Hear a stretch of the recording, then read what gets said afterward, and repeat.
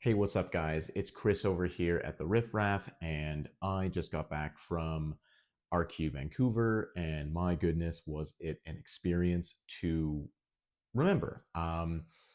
We had some goals going in, and we had some that we achieved, and we had some that we didn't.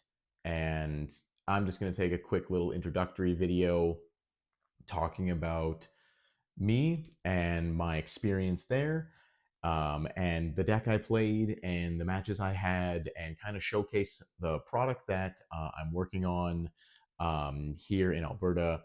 In Red Deer, my friends and I, our team, and everything that we're kind of coming up with. So we'll get into the deck I played and the matches I played, and basically the mindset I had. And then after all was said and done, the new mindset that I have and the new thoughts I have for it. So let's get into that here. I'll showcase the deck now. So here we go, guys. We're going to get into the deck that I played. And of course, I played none other than Diana, Scorn of the Moon. I just felt that it was very well positioned in the meta. I felt that it didn't really have a bad matchup. It had some unfavorable ones, which you could argue is bad. But even when I played, I still felt like I could do whatever I wanted if I saw the cards that I wanted to see. And a lot of the time, it just went that way. Now, we'll get into the deck here. So obviously you play the chosen champion as the Diana Lunari. It basically, you can't play the purple one as much as I want to play No Longer Human. You just can't. So for the 2 drops, I played 3 Ravenbloom Student, and then I played 3 Tide Turner. Now, that's what I played. I built this deck. I'm not in Alan ZQ's Discord. I'm not following any of the pro scene. I'm not doing any of that stuff. So this was what I stumbled on myself, just from tournaments and watching RQ Sydney and just experimenting myself and everything. I played this, just these 6.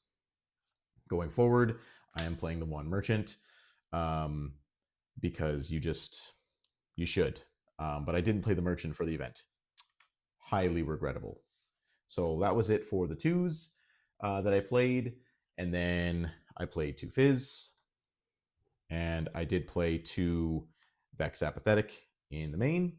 And then obviously I did play the 1 Vex Cheerless in the main. And then I also did play 3 of the Best Boy Hui. That was what I did. I didn't always see him.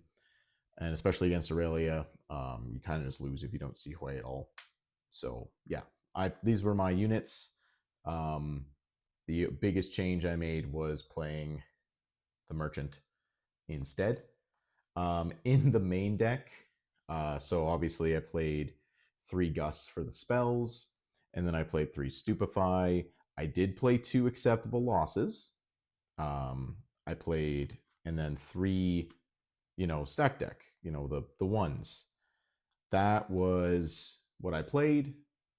Alan played it. Clearly it was different. But in mine, I played 3 Frigid Jewel and the acceptable losses. Now I'm going to get random comment hate, but yeah, you shouldn't. I don't know what I was doing, but the Frigid Jewel is good. But this was my 1-cost spells. And then I've since cut the Frigid Jewel because I'm playing the acceptable losses package. The Frigid Jewel is still a good card. You just can't play acceptable losses with it. I played 2 Flash, and then I played 3 Ride the Wind, because I think this deck still needs to play 3 Ride the Wind, as good as it is. I played 1 Hard Bargain for the event. Again, another mistake. The second Hard Bargain that I play now was an Eclipse. I've taken it out since, because Eclipse doesn't matter, right? And again, this is for what I played for the event. Then I played this 2 Starcross and 1 Smokescreen. Now, those are what I played, and then I did play the 2 Moonfall in the main. The 1 is in the side. Since then, I've basically constructed Alan's exact winning list because I watched him win with it. I chatted with them afterward. him and Sean Diwali. I chatted with both of them and just asked them questions and mindset things. But that was the main. Um, for the event, I was on 7 purple, 7 purple basically, and 5 blue. Big mistake. There were now I'm on 6 and 6 because Singularity is so good in the mirror and into other decks that I just needed a turn where I hit double blue and I didn't. And I lost that game. If I had hit double blue that turn, I just completely clawed back. Now I was already losing, so I might not have won, but that was what it was. Can't complain. Came down to the cards. Now, for the battlefields, again, I've switched it since, but I did play. I played Targon's Peak and Abandoned Hall, and then I've switched to Raven's Bloom because I understand Alan's list a little bit more than before. But I was on Rockfall Path instead. It is still good into LeBlanc. It's good into Rengar randomly, which was Sean or Sam was playing, and I think that you just have to make a choice. And because we're playing so many spells, this was just a better choice.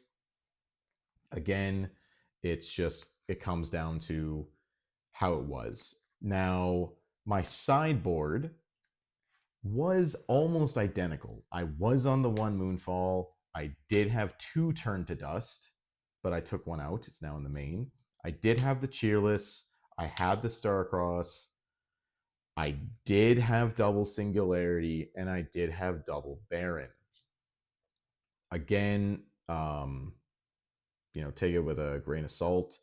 I just, having 2 of the Turn of Dust, I didn't have the one Singularity. I only had 1, but understanding how the deck works, it's just better to have it this way.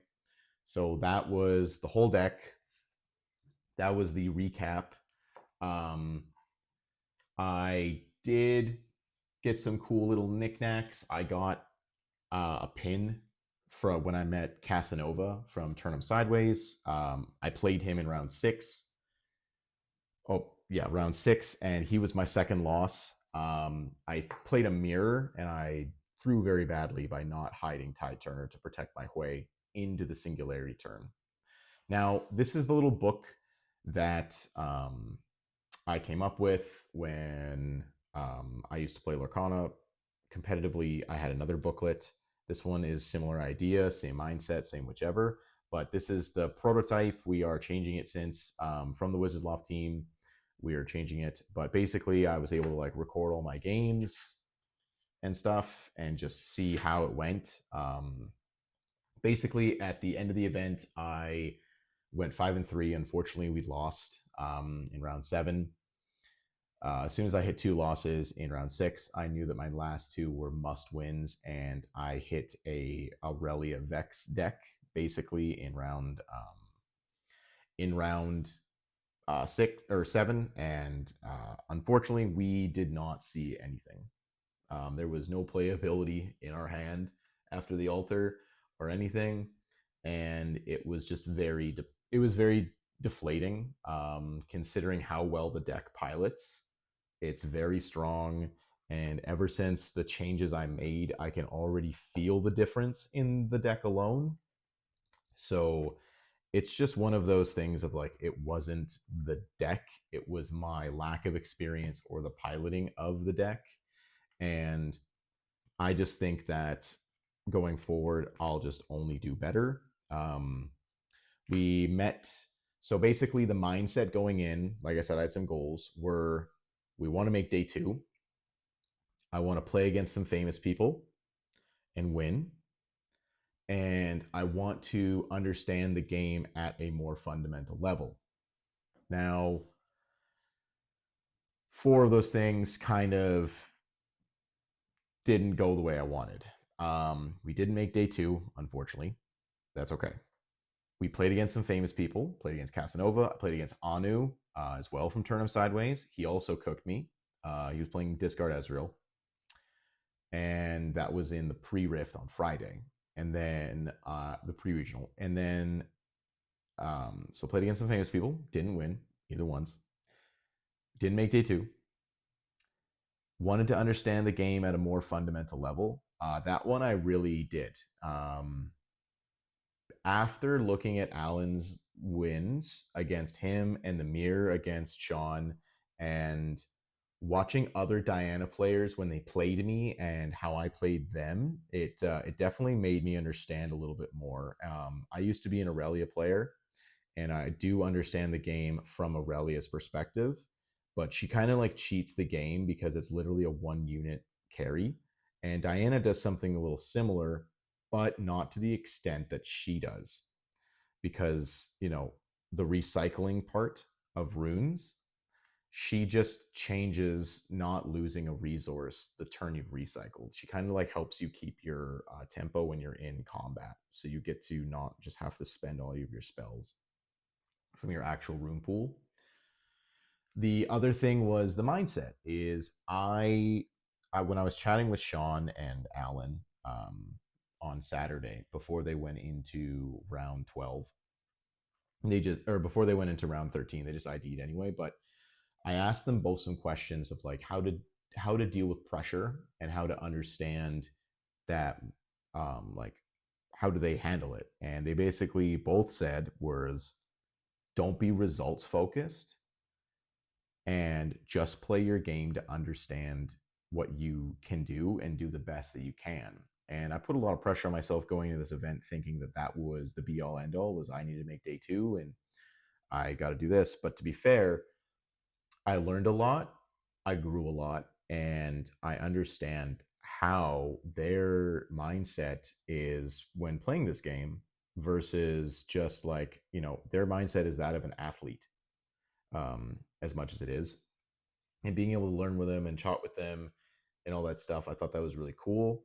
Um, Playing against Cassanova was phenomenal.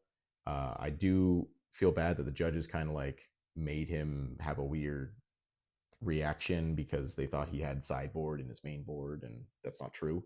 Um, and then it was just, we just played the game from there. Everyone I met was really cool. If you guys played against me and you come across this video or whichever, I was Wizards Law Felon. That was WL. And everyone I played with was really nice and really funny.